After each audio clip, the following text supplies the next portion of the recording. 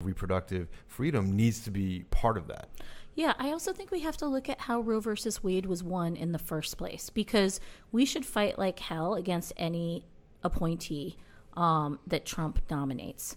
But we also should not believe that this is, that everything rides and falls on who is in the Supreme Court.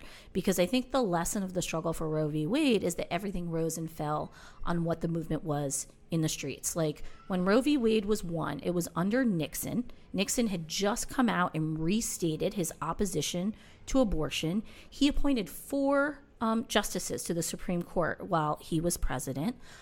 It was a Republican stacked, it was a right-wing stacked Supreme Court that nonetheless came out and pioneered, made this decision, which, by many people is viewed as sort of an activist court decision, you know what I mean? That was like really a response to pressure from below.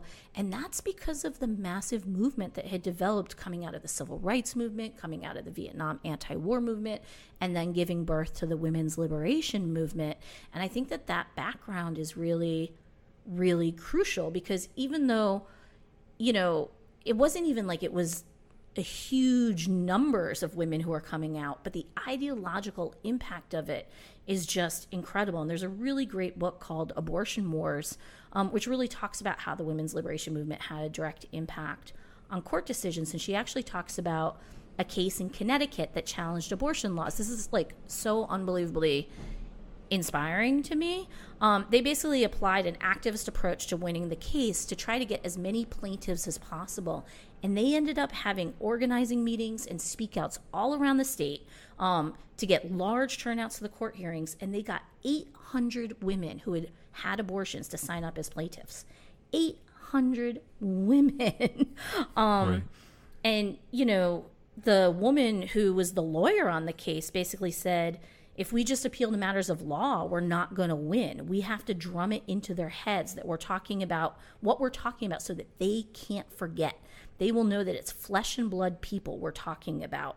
And it really did. And so they won that decision.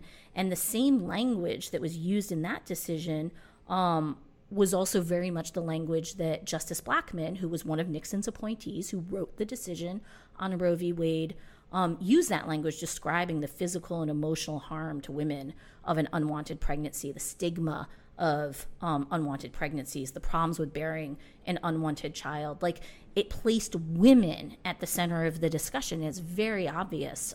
You go back and read it, that the court was very influenced by that movement and what it accomplished ideologically, and the fact that mass numbers, a majority of Americans wanted abortion to be legalized. It was clearly a response to that. It's like we have to get back to that